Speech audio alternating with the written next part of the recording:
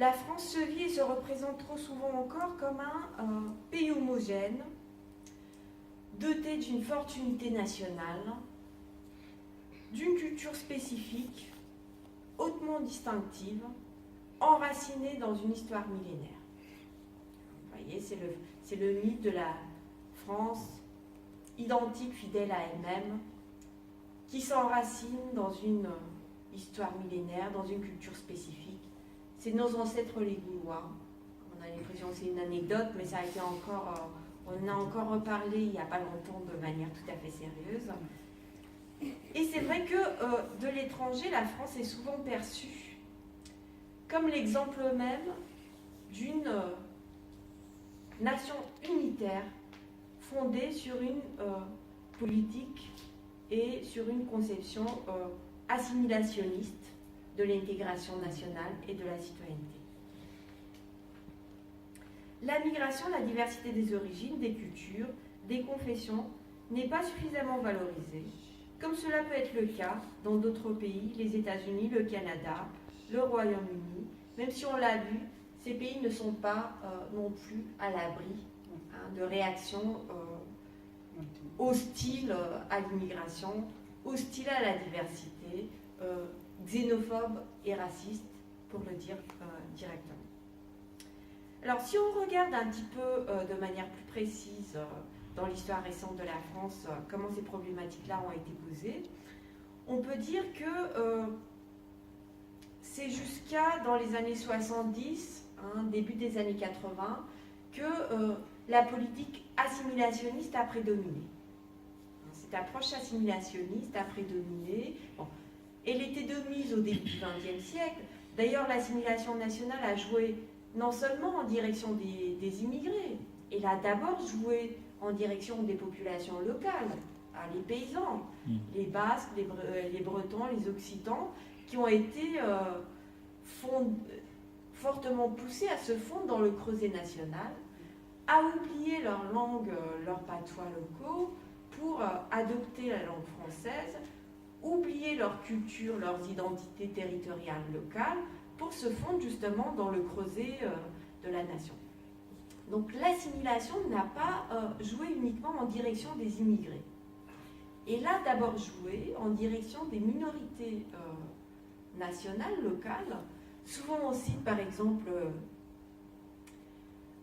la décision de l'émancipation des Juifs, qui est un des premiers actes pris par la Constitution de 1791, qui accorde une reconnaissance égalitaire à ces minorités en tant que citoyens de la République, chose qu'ils n'avaient pas auparavant, puisqu'ils formaient justement des corps particuliers dans la nation.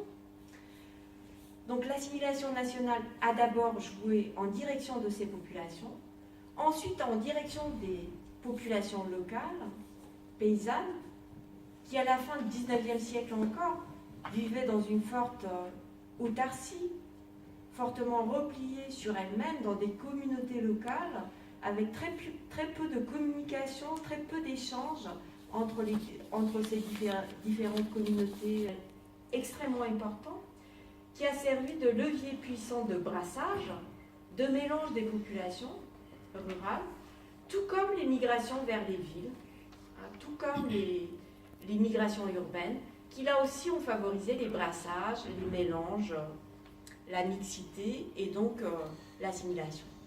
Donc ces mêmes processus d'assimilation nationale ont ensuite, de manière plus ou moins contraignante, joué en direction des populations étrangères, nouvelles arrivantes, qu'elles ont poussé à se fondre dans le creuset national et progressivement à perdre, en théorie tout au moins, toute spécificité, toute identité culturelle, au profit d'un processus de homogénéisation culturelle, d'homogénéisation nationale et de convergence culturelle. À tel point que dans les années 20-30, on parlait couramment de francisation. Vous voyez, il s'agissait de franciser les immigrés, comme il s'agissait aux États-Unis d'ailleurs de les américaniser. Donc il n'y avait pas de scrupule à parler de la sorte. À tel point l'accès à la culture française américaine apparaissait comme un bienfait, voyez, et un gage, si vous voulez, pour les populations en question, d'une intégration réussie, un ticket d'entrée, en quelque sorte, dans la modernité, avec la promesse d'un meilleur travail, une meilleure éducation, un meilleur logement, plus de prospérité, une meilleure vie pour soi-même, mais aussi pour sa famille, pour ses enfants, etc. Donc ces processus d'assimilation nationale sont allés de pair avec une conjoncture économique globalement favorable, fondée sur des dynamiques de mobilité sociale ascendantes, qui ont fait que ces populations migrantes ont trouvé quelque part, ont trouvé à gagner aussi du fait de s'assimiler à la société nationale dominante, à la culture nationale dominante, et de laisser de côté un petit peu, de s'enraciner et de laisser de côté, d'oublier leurs identités particulières, arméniennes, italiennes ou africaines. Alors, ces processus ont surtout joué en direction d'une immigration d'origine européenne, il est vrai, à l'époque.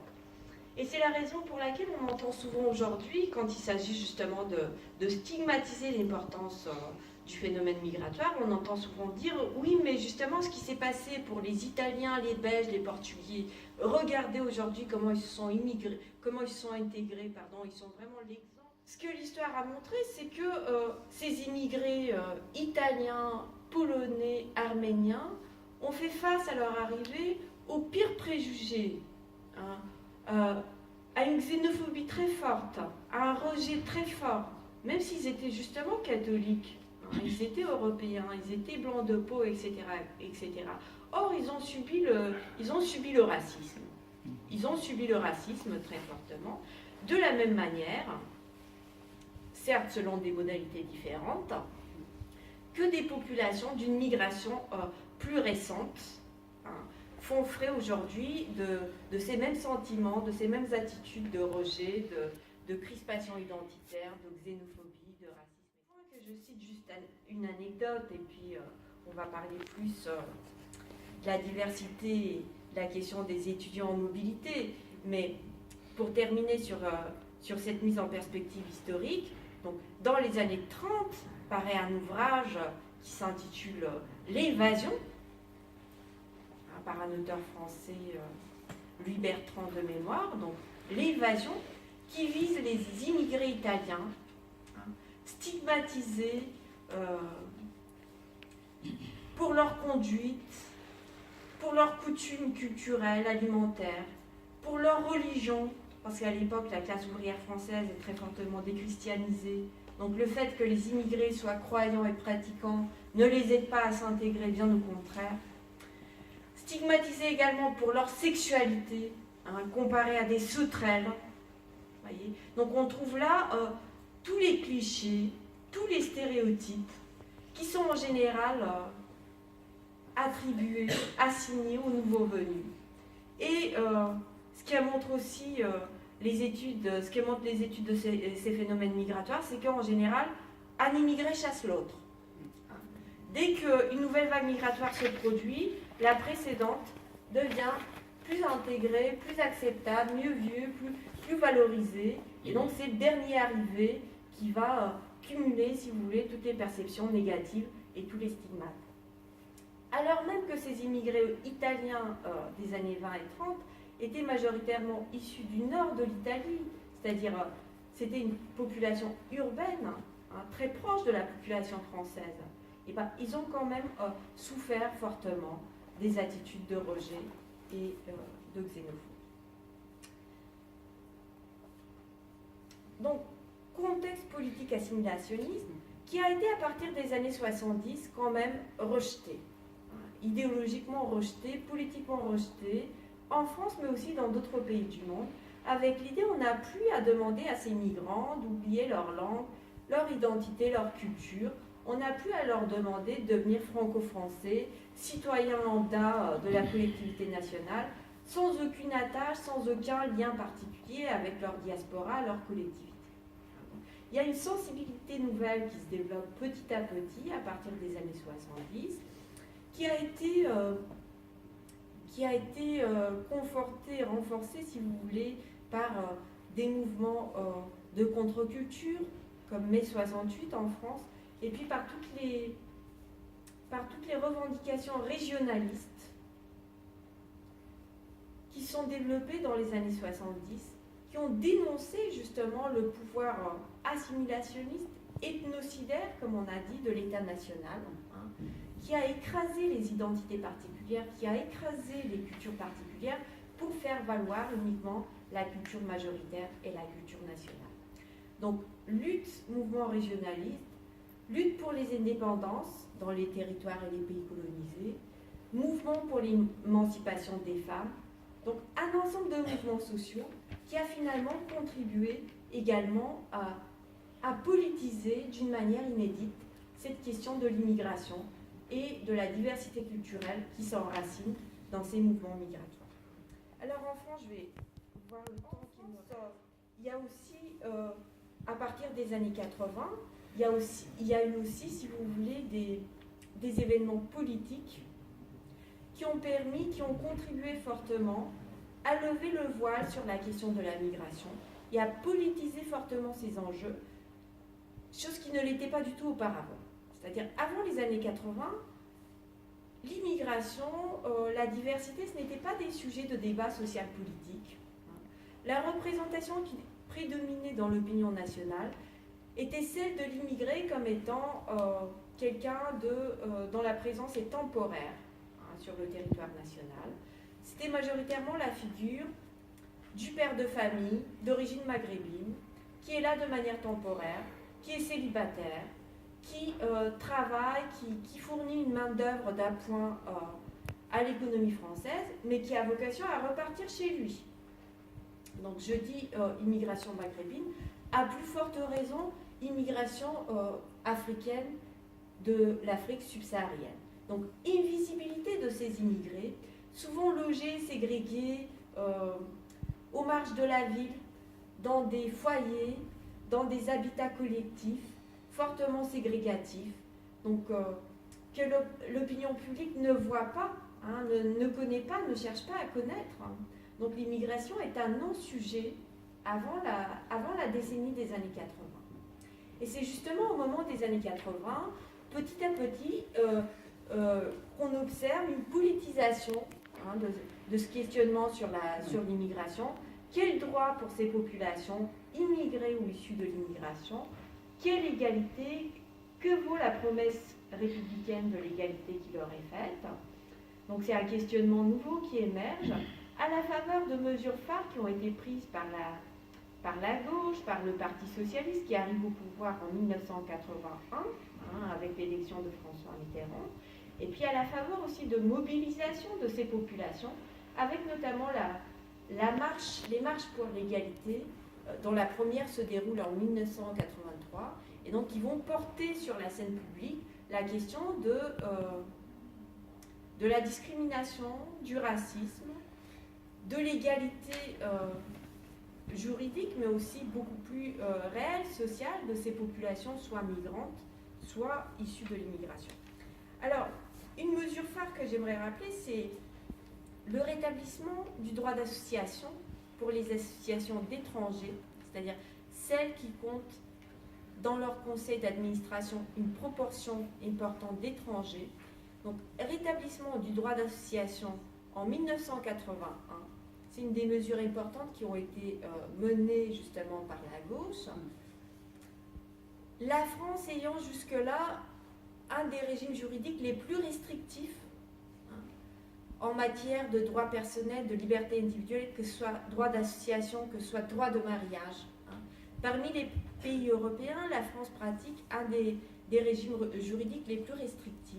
Beaucoup de libertés personnelles fondamentales sont soumises à conditions. Donc là, justement, dans les années 80, à partir de 81, ces restrictions seront supprimées. Donc le droit d'association sera rétabli dans le droit de la loi de 1901, qui est le droit commun qui donne le droit commun du droit d'association en France. Donc, elles pourront subséquemment accéder à tout ce qui est public.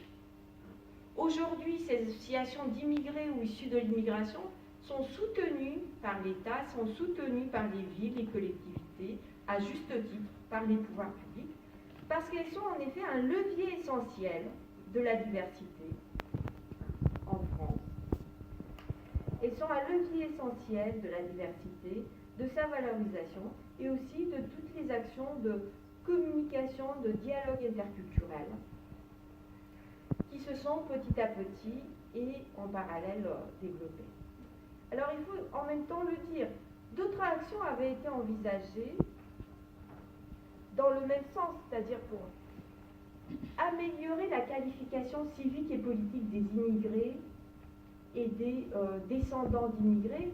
D'autres actions avaient été imaginées par la gauche, notamment l'action toujours débattue, à savoir le fait d'accorder le droit de vote pour les élections locales et municipales aux immigrés qui seraient légalement installés dans le pays depuis un délai de 5 ans ou moins. Et ben, on voit que cette idée qui a été portée dès François Mitterrand, qui a été portée dès 1981 par François Mitterrand, ça faisait l'objet de la proposition 80 de son programme. Et ben, on constate aujourd'hui à quel point c'est une idée qui a été sans cesse enterrée, remise aux oubliettes, et qui a là une difficulté française, voyez, à se confronter à cette question. Donc les associations sont un acteur, un levier essentiel pour la diversité, pour le dialogue interculturel, mais voilà, il faut aussi aller vers d'autres formes de qualification civique et politique. Il ne faut pas que l'association soit le seul moyen, si vous voulez, de participation civique et politique pour ces populations immigrées et plus largement issues de l'immigration. C'est comme ça que dans la période récente, c'est-à-dire à la toute fin des années 90, il y a eu une nouvelle préoccupation, si vous voulez, un nouveau mot d'ordre, entre guillemets, qui a été inscrit sur l'agenda politique, qui a été celui de la lutte contre les discriminations. Il faut dire tout de suite que la question des discriminations n'est pas une problématique qui est familière à la France et au modèle dit républicain d'intégration. Selon cette perspective républicaine, selon ce credo juridique politique dit républicain, on considère que l'égalité devant la loi, l'égalité en droit, c'est-à-dire l'égalité formelle entre citoyens, est le moyen le plus puissant pour arriver à l'égalité. Donc on ne veut pas savoir, on prohibe de tenir compte de toutes sortes de distinctions d'origine, de genre, de religion, de race, de classe, pour justement favoriser la cohésion nationale et l'intégration individuelle de chacun sur les bases d'une citoyenneté individuelle. Donc dans la vision républicaine traditionnelle, cette problématique des discriminations n'est pas favorisée. Il y a des résistances à ce qu'on parle de discrimination, il y a des résistances à ce qu'on lève, si vous voulez, un petit peu le voile sur ces différences de culture, de langue, de couleur de peau qui travaillent au quotidien la société française. On ne veut pas les connaître, on ne veut pas les savoir. Certes, la France s'est dotée d'un dispositif juridique de lutte contre le racisme. C'est notamment le cas de la loi Pleven, qui date de 1972, qui prohibe la discrimination raciale, mais surtout qui prohibe les injures raciales, l'incitation à la haine raciale, qui pénalise les propos racistes. Mais c'est une loi qui vise essentiellement le racisme comme représentation, comme système de pensée, comme idéologie. Or, la discrimination, c'est autre chose. La discrimination et le racisme, ce n'est pas tout à fait des choses identiques, même si, bien évidemment, il ne faut pas complètement les séparer. Le racisme est, pourrait-on dire, comme le sexisme, comme l'agisme, est une idéologie, c'est une représentation, un système de pensée qui différencie les groupes sociaux selon une race, entre guillemets, selon une origine, selon le sexe, qui les différencie, mais qui en même temps les hiérarchise.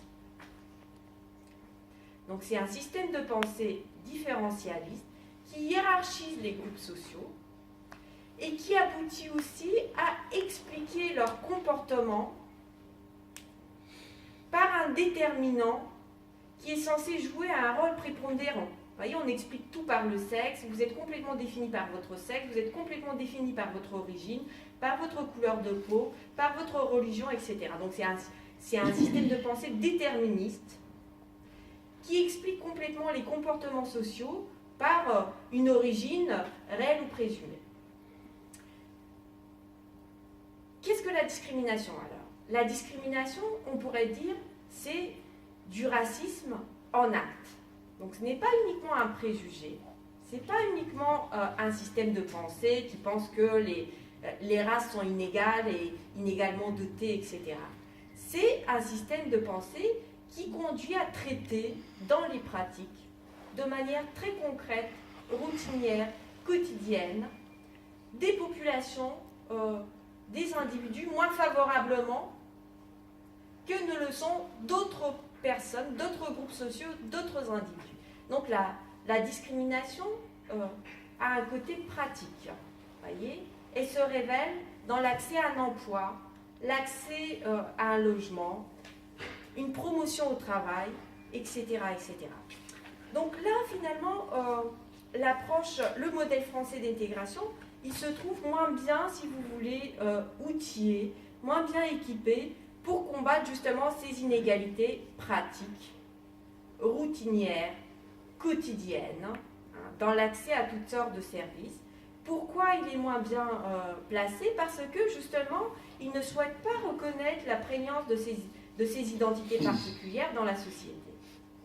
Dans la vision républicaine, on nie les identités entre citoyens et les distinctions entre citoyens.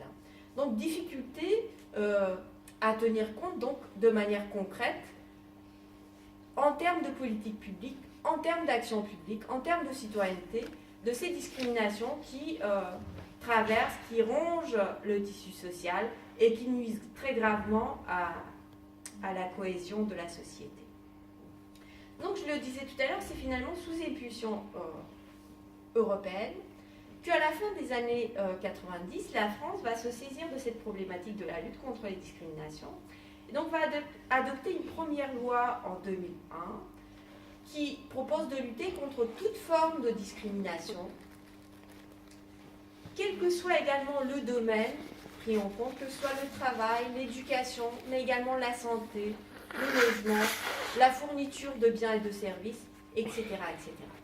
Alors, au départ, ces législations de ce texte visent de manière principale la discrimination raciale. Mais petit à petit, si vous voulez, l'étendue de l'action législative va être élargie pour inclure toutes sortes de discriminations, qu'elles soient basées sur l'âge, le sexe, le handicap, l'état de santé, etc.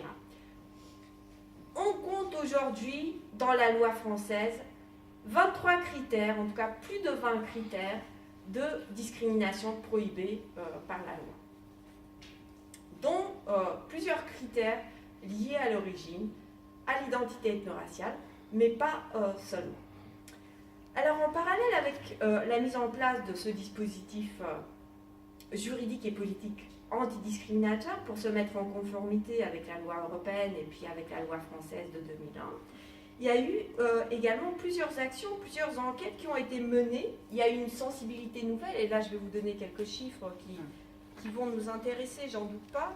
Il y a une sensibilité nouvelle à l'égard de cette question de la discrimination, et si vous voulez, une intolérance accrue. C'est-à-dire qu'il y a une prise de conscience finalement de l'importance de ce phénomène dans la société française, alors que jusque-là, cette prise de conscience, elle faisait défaut. Hein.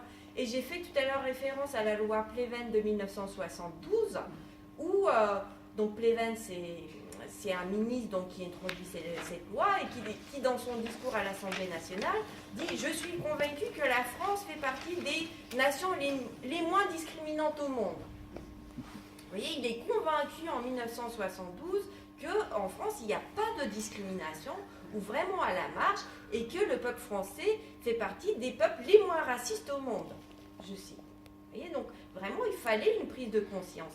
Pour preuve, si vous voulez, à la fin des années 90 en France, il y a seulement quelques affaires portées devant les tribunaux, quelques affaires seulement de discrimination jugées en justice,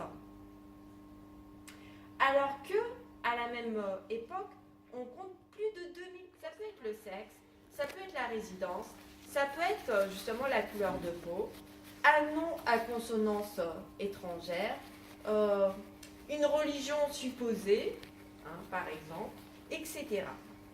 Donc les enquêtes de testing se sont multipliées dans la période récente et se sont d'autant plus multipliées que justement avec les dernières lois qui ont été adoptées en France, le testing est accepté comme une preuve légale de discrimination. C'est-à-dire, c'est un outil qui permet de prouver au tribunal, devant la cour, que oui, vous avez subi une discrimination. Parce que, pourquoi il y a si peu d'affaires en justice? Parce qu'il y a la difficulté de la preuve. Il y a la difficulté de la preuve qui est importante, qui perdure. Alors, justement, la loi de 2001 a aménagé la charge de la preuve. Jusque-là, la charge de la preuve était uniquement entièrement au plaignant. C'est-à-dire, vous plaignez de discrimination, c'est à vous de faire la preuve que vous avez été discriminé. Or, c'est très difficile. C'est très difficile. Donc, la loi de 2001, sans dire que c'est suffisant, permet déjà un aménagement de la charge de la preuve qui est partagé en théorie au moins entre le plaignant et l'employeur ou autre mis en cause. Donc, en l'occurrence, la méthode du testing vaut justement preuve légale et donc les opérations de testing se sont multipliées. Là, il y en a plusieurs, je vous invite à aller les consulter de votre côté. Il y a pas mal de données qui sont disponibles sur ces questions en ligne. Donc là, par exemple, j'ai consulté avant de venir un testing qui a été fait l'année dernière, qui porte sur la religion. Un testing sur la religion au travail.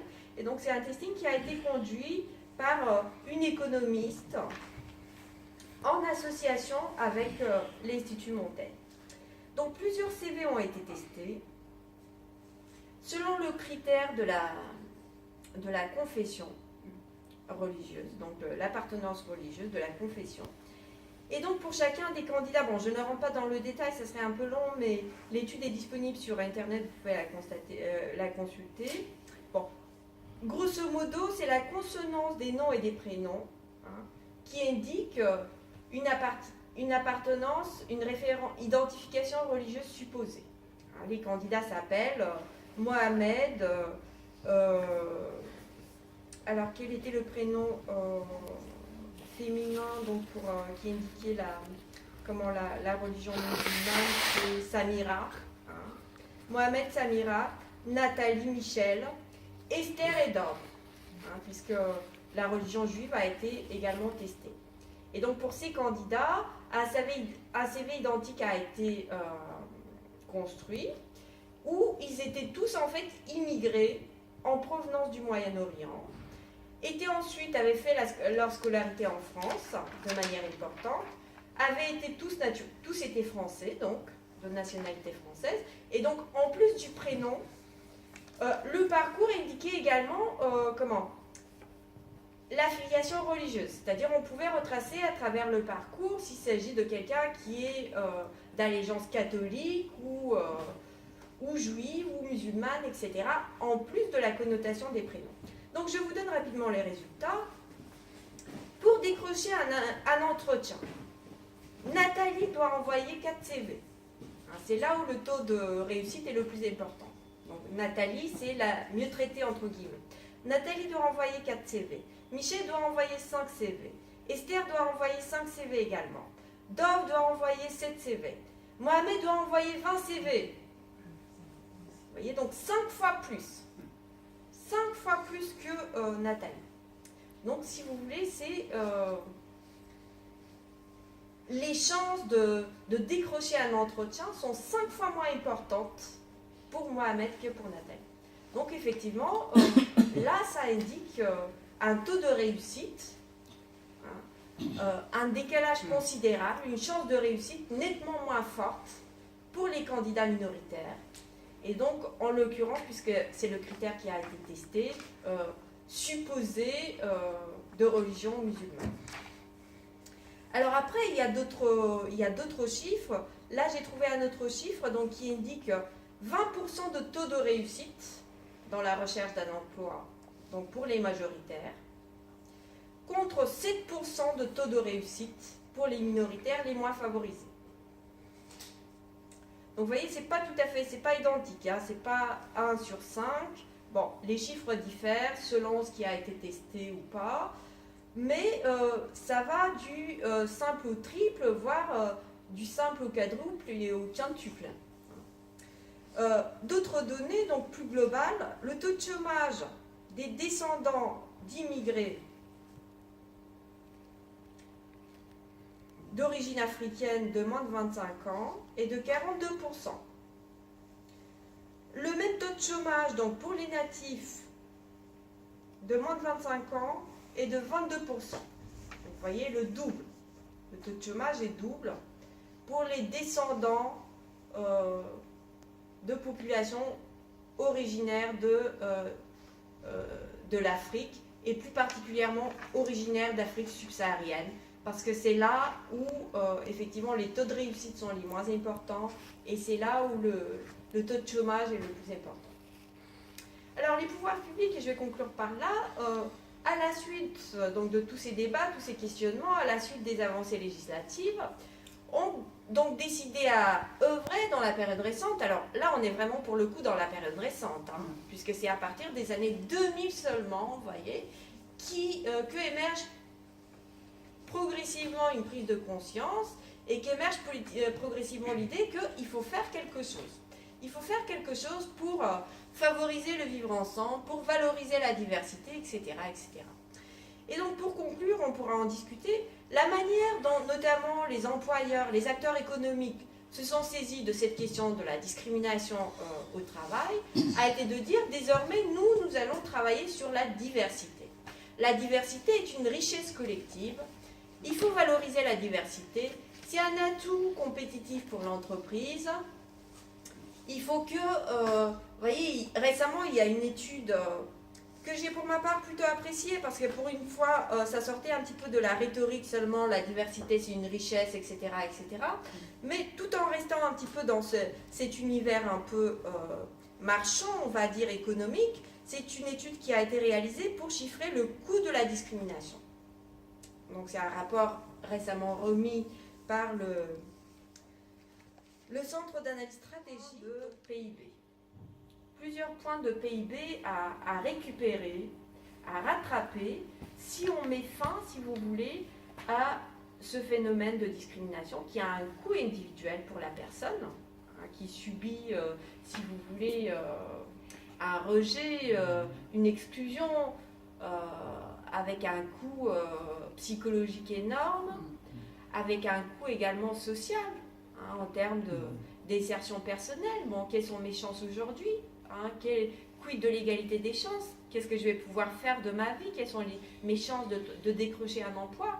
Donc un coût social en termes d'insertion professionnelle, un coût psychologique énorme, mais pas uniquement un coût individuel, également un coût pour la collectivité. Hein. Et ça, je pense, en ce sens, le rapport récent de ce centre d'analyse stratégique, il a été important parce qu'il souligne le fait que la discrimination a un coût pour la personne, elle a un coût pour la collectivité.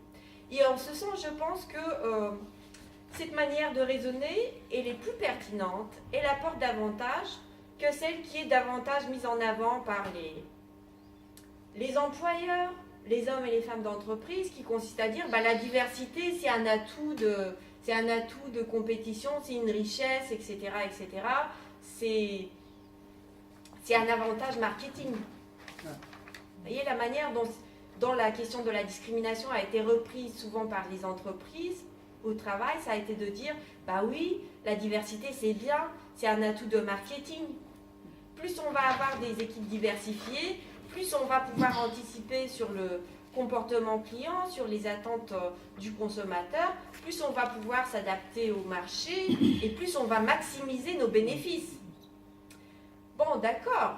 Hein, donc l'enquête dont est issu l'ouvrage que vous avez cité, justement, elle a porté là-dessus, sur les attitudes donc, des entreprises lilloises et pas que, hein, des grands groupes français, face à ces problématiques de discrimination.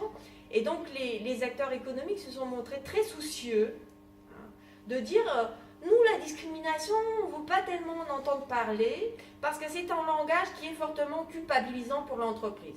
Encore récemment, le MEDEF, qui est le premier syndicat d'employeurs, vous le savez, a quitté le groupe de travail, a claqué la porte d'un groupe de discussion qui avait été formé par le gouvernement au niveau national, en disant nous on préfère, donc c'est les propos du MEDEF, des représentants du MEDEF, nous on préfère la pédagogie à la sanction.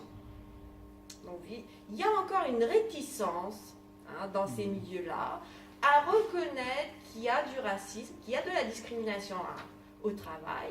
Et donc, ils trouvent que c'est un vocabulaire qui est contraignant, qui est culpabilisant pour l'entreprise. Donc, ils ne veulent pas se battre, ils ne veulent pas combattre la discrimination, ils ne veulent pas lutter contre la discrimination, ils veulent manager la diversité.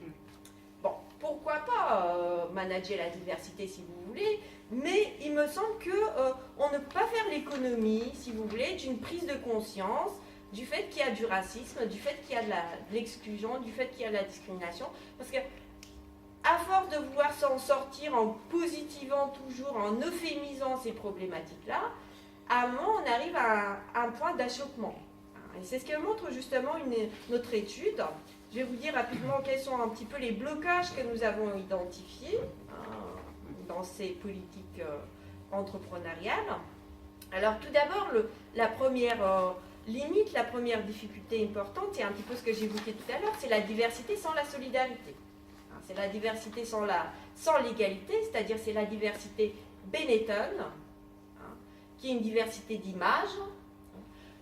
Les Américains parlent de tokening, c'est-à-dire vous êtes là pour faire noir ou faire maghrébin, entre guillemets, pardonnez-moi l'expression, dans la photo d'ouverture de magasin. Mais après, on s'en fout de savoir si tout le monde est traité de manière égalitaire, équitable. Vous voyez, c'est-à-dire la diversité ne permet pas de lutter contre la discrimination. Vous pouvez tout à fait afficher une belle photo collective avec tout ce que vous avez tout ce que vous souhaitez avoir comme profil, tout en continuant à être discriminatoire dans les pratiques. Donc, contrairement à ce que les acteurs économiques soutiennent très fortement, diversité et non-discrimination ne sont pas synonymes. Donc il faut rester vigilant sur la question de l'égalité, sur la question de la non-discrimination dans les pratiques, et il ne suffit pas d'afficher une belle photo Benetton pour se dédouaner complètement de tout ce qu'on doit faire en termes de justice sociale. Vous voyez, il y a cette problématique de la justice sociale qui est importante. Il y a la question de la justice sociale, la question de la reconnaissance des préjudices subis de manière individuelle et plus collective, et pas seulement la question de vendre plus. Donc à force de le prendre par le côté, on va vendre plus, etc., etc. Bon, on s'est rendu compte, en tout cas dans l'enquête, que ces préoccupations de justice sociale, etc., tombent complètement à l'eau. Elles sont complètement évacuées par les entreprises, en fait. Et donc, suit un deuxième aspect qu'on a souligné, qu'on a étudié de manière critique, à savoir que cette diversité qui ne s'encombre plus de questions d'égalité et de justice sociale est aussi de plus en plus largement interprétée par les entreprises. C'est-à-dire, ce n'est pas seulement la diversité de couleur de peau, ce n'est pas une diversité d'origine, de culture ou de religion, c'est avec la diversité de formation, la diversité des parcours scolaires, la diversité, ensuite, les autres critères de non-discrimination ont été inclus dans la définition de la diversité, c'est légitime. Les entreprises ont dit, attendez, il y a 23 critères de non-discrimination, au nom de quoi on va se limiter au racisme seulement. Donc maintenant, la diversité, c'est la diversité au sens large, c'est-à-dire une diversité générique qui couvre l'âge, le handicap, le sexe, mais aussi toutes sortes de critères Et on s'est rendu compte que finalement les entreprises créaient elles-mêmes de nouvelles préoccupations qu'elles mettaient, si vous voulez, sous cette étiquette de diversité. Et que, c'est là où je voudrais en venir, finalement, paradoxalement, on s'est rendu compte, et ça c'est fortement problématique, que le critère de l'origine, de l'identité ethno-raciale, avait tendance là aussi à tomber à l'eau, si vous voulez, dans les politiques en faveur de la diversité, qui allaient se concentrer sur des préoccupations plus consensuelles, typiquement le handicap et l'âge, la question des seniors.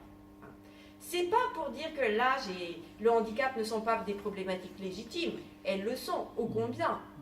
Mais c'est pour dire qu'il ne faut pas faire une hiérarchie entre victimes, entre critères ou que sais-je, et surtout, vous voyez, toutes les luttes sont également légitimes, toutes les préoccupations sont également dignes d'attention, et il n'y a pas de raison à ce que la question du racisme, qui était, vous voyez, l'ironie de la situation, c'est-à-dire la question du racisme était à l'origine de ces mesures, on se rend compte qu'au final, c'est elle qui, entre guillemets, tombe à l'eau. Donc ce n'est quand même pas une situation qui est tout à fait acceptable. Et bon, je vais finir là en disant que simplement ce que nous avons vu dans l'enquête, c'est qu'il y avait une bonne diversité. Il y avait des diversités qui étaient bonnes et d'autres qui étaient moins bonnes. Et il y avait des formes de diversité qui étaient apprivoisées, naturalisées en quelque sorte. Mais dès qu'il est question de Mohamed, on l'a vu tout à l'heure, dès qu'il est question de religion, dès qu'il est question de... Il n'y a pas que la religion, il y a l'orientation sexuelle, il y a la discrimination raciale également. Donc là, on voit que c'est des formes de discrimination qui font nettement moins consensus et sur lesquelles il est beaucoup plus difficile d'agir encore aujourd'hui en ce qui concerne le problème des discriminations au travail. Voilà, je vais m'arrêter là. Merci beaucoup pour votre attention. Merci madame, merci pour ce brillant exposé. Donc au final, nous constatons ensemble à travers cette intervention de madame Milena que la question de l'immigration n'a pas été une question tout à fait facile en France. Donc ça n'a pas été quelque chose de très facile. Dans les années 70, il y a eu un construit politique sur l'immigration. Donc, il y a eu, avec la venue de la gauche dans les années 80, des lois pour justement contrecarrer cette discrimination. Et dans les années 2000 aussi, certaines lois ont été prises. Et du coup, la réalité, c'est qu'il faut aller en profondeur. Il faut aller en profondeur pour lutter, c'est-à-dire on ne peut pas avoir simplement la loi comme ça. Il y a des choses, des exemples qu'elle a donnés, je ne vais pas revenir sur tout ça. Et je préfère maintenant passer la parole à l'Assemblée et je profite de l'occasion pour présenter M. Bassiradio qui est avec nous ici, qui fut le premier étudiant guinéen à arriver sur l'île ici et donc il s'y connaît vraiment peut-être dans ces questions de diversité et autres. Je pense qu'on va lui passer la parole pour une intervention de 5 minutes, puisque le temps nous est imparti, on doit vite rendre la salle en question. Ceci radio. L'auditeur également aura la capacité de poser des questions. Bonjour à tous. Merci Madame Milena. M'excuserez d'avoir écorché votre prénom. Et félicitations à la CEGI une fois de plus, en tout cas pour cette initiative que vous avez prise d'organiser cette conférence autour d'un sujet plus que majeur, et qui ne touche pas uniquement, je dirais, qui ne concerne pas uniquement les étudiants, mais des populations immigrées, des populations d'origine immigrée, et j'avoue que c'est un thème qui est abordé en France, je dirais, depuis des décennies. Madame Milena a indiqué tout à l'heure que déjà dans les années 20, dans les années 30, le sujet était déjà d'actualité. Alors, et c'est de dire combien de fois suivant les différentes vagues migratoires depuis la fin du 19e siècle jusque maintenant, je dirais jusqu'à 1974,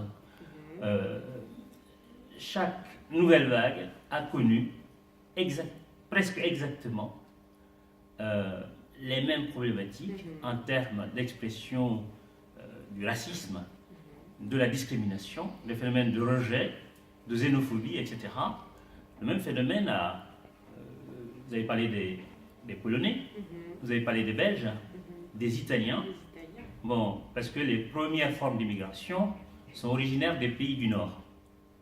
Ce sont les Belges, ce sont les Polonais, et ensuite donc les Italiens. Et l'immigration en provenance des pays du Sud date plutôt donc des années 30, bon, par exemple avec la guerre civile en Espagne. Il y a eu beaucoup d'Espagnols qui ont migré vers la France. L'Italie des années 30 aussi a connu des phénomènes de pauvreté importants et expliquant en fait donc l'arrivée des Italiens dans l'est de la France et même dans le nord des Italiens.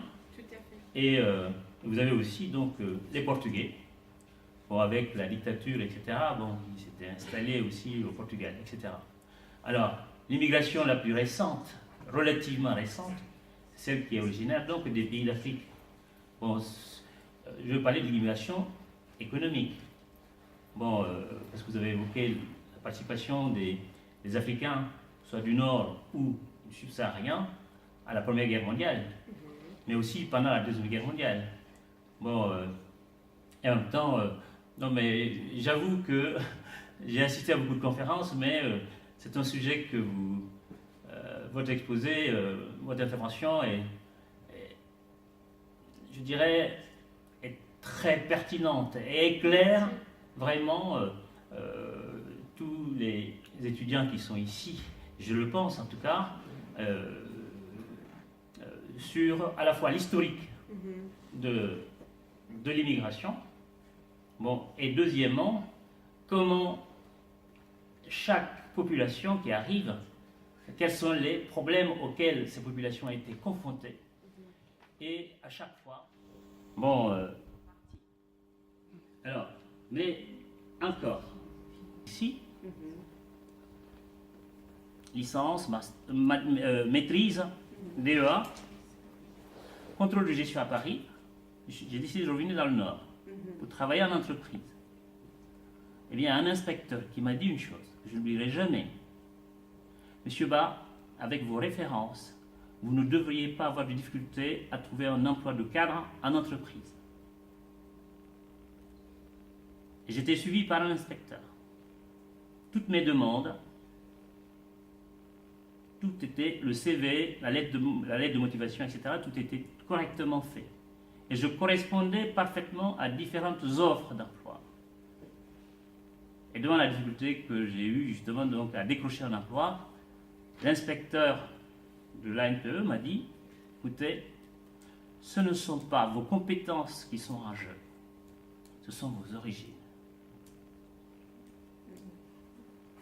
Oui, malheureusement, les enquêtes actuelles montrent encore cette situation. Voilà.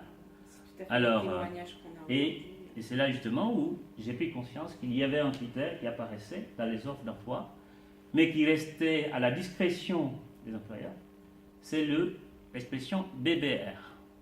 Oui. Bleu, blanc, rouge. D'accord ? Aucun entrepreneur ne pouvait écrire officiellement qu'il ne voulait pas d'un étranger ou d'une personne d'origine étrangère, mais il pouvait mettre un code BBR, ça signifie vous pouvez me proposer en français. Blanc. D'accord ? Oui, ça, ce système de codage a été trouvé dans certaines missions locales. Bon, c'est pas une pratique enfin, c'est pas oui. Ça a été trouvé de manière illicite, si vous voulez. C'est pas quelque chose qui, ça se fait en sous-main, disons. Oui. Ça existe réellement, mais. Alors, ce que je dois quand même dire, et pour terminer là-dessus, c'est que parallèlement les étudiants s'organisaient en association, les étudiants pouvaient quand même dénoncer les difficultés qu'ils rencontraient à trouver un stage, à trouver un emploi, à trouver les difficultés que l'on avait justement à pouvoir changer de statut. Statut étudiant à statut de travailleur. Bon. Et on s'est rapproché des politiques. Et c'est surtout donc en 1981 qu'on a eu les plus grandes promesses d'avancer en fait donc sur la lutte contre les discriminations. Alors, dans les 80 propositions de Mitterrand, bon, il y avait justement donc le droit de vote. Et là, cette promesse n'a jamais été tenue. Parce qu'on nous a opposé cette phrase: les Français n'ont pas encore atteint la maturité pour accepter que les étrangers aient le droit de vote. Il faut encore du temps. Donner du temps au temps. Bon, et donc vous devez attendre. Voilà. Alors, et donc c'est une lutte continue. C'est une lutte continue. Bon, ce n'est... vous avez, et là encore, franchement, vous avez fait cette distinction qui est très importante entre le racisme et la discrimination. La discrimination, elle touche tout le monde. Vous pouvez être français, bon, il y a des discriminations par rapport au sexe, par exemple. La discrimination par rapport au revenu. Il y a un écart de 20% entre hommes et femmes en France. Bon, ça, c'est en fait... Bon, c'est la discrimination. La discrimination selon le lieu de résidence. Lorsque vous habitez certains quartiers, ce qu'on appelle les quartiers, je dirais, d'une manière générale, bon, c'est défavorable. C'est défavorable, voilà, etc. Alors c'est pour vous dire, en tout cas, la seule chose que je peux dire, il y a des problèmes, il y a des avancées, mais il faut être vigilant. Il faut être vigilant. Il faut, de ce point de vue-là, faire valoir sa citoyenneté. Merci. Une question, parce que là, oui. on doit rendre la salle 5 minutes avant. Oui. Parce que par rapport à l'enquête qui a été menée, par exemple, et montrer que, nous, on nous avait expliqué un truc en classe avec 3000 CV, avec les mêmes compétences, mais on a recruté les Français, on a laissé les personnes d'origine maghrébine ou africaine. Au final, je me dis peut-être qu'on devrait s'interroger, que c'est plutôt philosophique. Est-ce que c'est pas seulement en France? Est-ce que ça se passerait pas comme ça ailleurs? Que si par exemple on est dans un pays, je sais pas, en Afrique, au Cameroun ou en Guinée, qu'on ramène des CV et qu'au final le chef d'entreprise il se dise bon, je préfère prendre celui-là parce que c'est plus celui qui appartient à mon pays. Est-ce que c'est pas plutôt philosophique et qu'on devrait peut-être y penser? Parce que moi je pense que c'est un peu plus philosophique et que ça pourrait être comme ça un peu partout dans le monde. Ouais, mais je c'est sais pas que exactement. La France n'a pas l'apanage du racisme, ça serait une denrée qui n'est pas rare. Donc on la trouve ailleurs bien sûr. Après, par rapport à ce que vous dites, mon pays, mais je veux dire ceux qui sont discriminés, c'est leur pays. C'est leur pays, je veux dire les Mohamed et je veux dire c'est leur pays dans la mesure où justement il y a une reconnaissance de qualité de citoyen à part entière qui leur est là dans ces actes déniés pour les populations notamment qui ne sont pas étrangères, qui ne sont pas immigrées elles-mêmes, mais qui sont nées en France, qui ont toujours vécu en France, qui ont été scolarisées en France. Donc pourquoi cette différence c'est une blessure c'est une blessure personnelle très importante et c'est une injustice sociale. Ok, je pense que... Mais si vous voulez revenir, vous êtes pour le même débat, vous êtes bienvenus là. D'accord, bien, Donc, ce sera avec plaisir.